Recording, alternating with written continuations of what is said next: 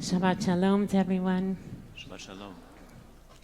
It's a very special, every Shabbat is a special Shabbat, but this Shabbat is a particularly special Shabbat as we welcome our lead finalist for our rabbinic candidate to BJ, who's Rabbi Alex Braver, and he's here with his husband, Alex Weisler. And we're so happy to have them in our sanctuary, and for those who have had the chance already to be with them. And we have a whole Shabbat together to get to know them if you didn't know them already. Rabbi Alex Braver was a former BJ Fellow. He was here from 2013 to 2016, and a lot has happened since then. Rabbi Alex Braver brings a deep well of compassion, intellectual curiosity, and spiritual creativity to his rabbinate. He currently serves at Congregation Tiferet Israel in Columbus, Ohio, where he is known for his joyful approach to Jewish learning, his nurturing presence with children and families, and his heartfelt accompaniment of community members through celebration and sorrow. Rabbi Braver is also the author of a beautiful, beautiful upcoming book called The Snail and the Shell, 70 Faces of God, World and Self by Izun Books, which is a passion project exploring the surprising and creative metaphors for God and spiritual life in traditional Hasidic texts with original translations and commentary. He's a graduate of Brandeis University, and Rabbi Braver first dedicated himself to a year of service as a math and English teacher at a charter school in Boston.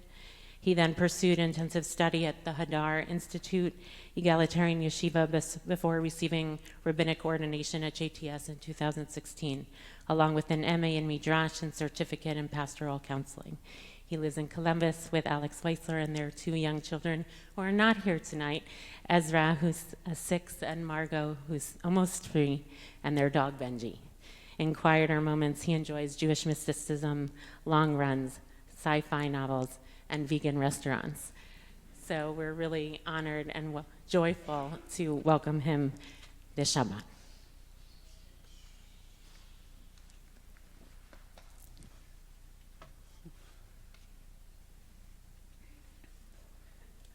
He sounds very impressive. I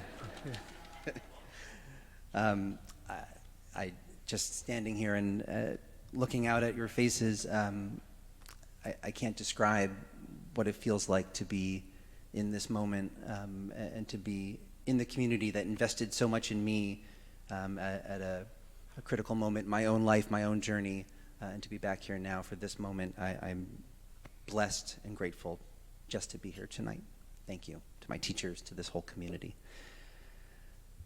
Back in Columbus, when I lead kids services in our religious school, I try to make it fun, and we sing and we dance. I've picked up guitar in the last 10 years, so I play some guitar, and we move and wiggle and bend and stretch, and along the way, maybe they learn some of the words of some of the tefillah, hopefully. And then when we get to the Amidah, we go through the words of the Amidah, and then I sort of have a silent moment, and I say, okay, now, this is the most important part. I want you to think, kindergartners, first, second graders, third graders, what is the tefillah? What's the prayer in your heart? And once you have it, you can sit back down, right? And then sometimes I'll let them just have their private moment, and sometimes I'll ask, what was the moment in your heart? What was the moment in your heart? And I'll go around with the microphone and let them all share. And every now and then they'll say the prayer in my heart was for a Pokemon card, the prayer in my heart was for a bicycle. But usually they have this sort of intuitive sense that prayer really is something deeper than Pokemon cards, as attractive as those are. And so they'll say, my family, what was a prayer in your heart for peace, for my friends, for my class, for the world. And I think that sort of gets at a deeper question and a deeper need about why we do tefillah, why we do prayer, why we do any of the spiritual practice that we all care about. Otherwise, we wouldn't be here. And I think this is the same problem that comes up in the parsha when Jacob encounters this moment where he knows that his brother is coming, the brother who has sworn to kill him, the brother who is approaching with 400 of his closest friends with unknown intentions. And he has a very difficult night. And during that night, before the wrestling match with the angel, which is a whole other sermon, he says a prayer, and he says, "Oh God, my father, the God of my father Abraham, the God of my father Isaac, oh eternal God, you said to me, return to your native land, and I will do you good. Ve'itiva imach, ve'itiva imach." So you said you would do good for me. This is the moment, God, I'm paraphrasing a bit, this is the moment, God, where you need to follow through on your promise. And then at the end of just a very short prayer, just a couple lines, he repeats this and he says, God, you said, Heitev etiv imach. Not only did you say you will be good to me, you said, Heitev etiv, you'll be double good. You'll be really good to me. So as my brother's approaching me, please remember, you said you would be good to me. All right? Simple enough. This is a promise that Jacob is coming to collect on. But Aviva Zornberg, who is a brilliant Torah scholar, contemporary writer, points out something that I was very struck by, which is that when Jacob quotes God, Jacob is misquoting God. Because if you look back at the promises that God made, God never said, Eitiv imach, or Heitev eitiv. God never said, I will be good to you. God said, Anochi imach, I'm with you, or Yeh imach, I will be with you. It was never that I'll be good to you. It was only that I would be with you. And so for Eva Zornberg, and I think she's right, this is not just a misquote or Jacob forgetting the essential nature of the promise. This is a fundamental misunderstanding on Jacob's part about what our spiritual lives are supposed to be about. We all, obviously, we hope for good, right? We hope for new Pokemon cards. We hope for new bikes, right?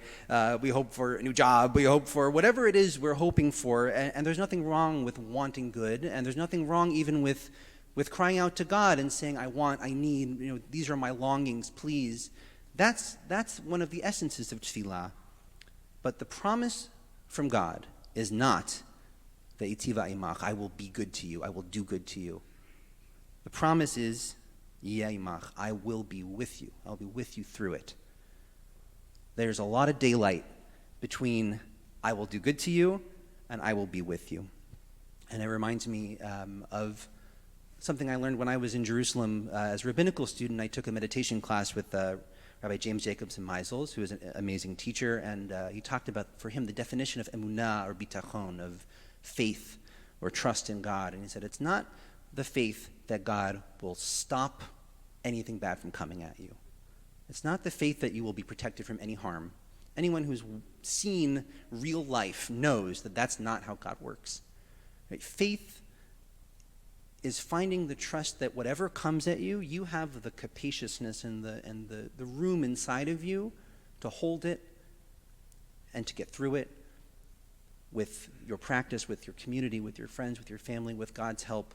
That's what faith is. Whatever comes at me, I can hold it, and I can be through it. And God can be with me through it. Anochi imach, I'm with you through it. Not necessarily, I'm going to be good to you through it. And so lo and behold, as Jacob goes through his grappling with the angel and then gets his new name, Yisrael, the wrestler, he discovers, I think, through the rest of his life, which is not all good from this point forward. Things go okay with Esav, and that's great, good job. But there's still plenty of sorrow in his life, still plenty of suffering in his life. And I hope for him that he has sort of taken the same lesson from tefillah that my kindergartners, first, second, third graders have, which is that tefillah, it isn't about getting good things. You can want the good things, you can yearn for the good things, you can share that yearning, but it's about recognizing there's a presence with you and cultivating the practice to help recognize that presence, even in the most difficult of times. It's realizing that spiritual practice and prayer are not transactional. It's not tit for tat. It's not metaphysical bargaining. It's about looking for something beyond. And it's about the deeper yearning beneath our more pedestrian wants and desires. It's about finding the capaciousness within ourselves and about allowing a moment like Shabbat where we just sit and just are and aren't asking, aren't trying to get more and trying to do more, but just to build that resilience and build the space in ourselves to recognize those moments when God is with us, even if it doesn't always feel like God is being good to us. Shabbat Shalom.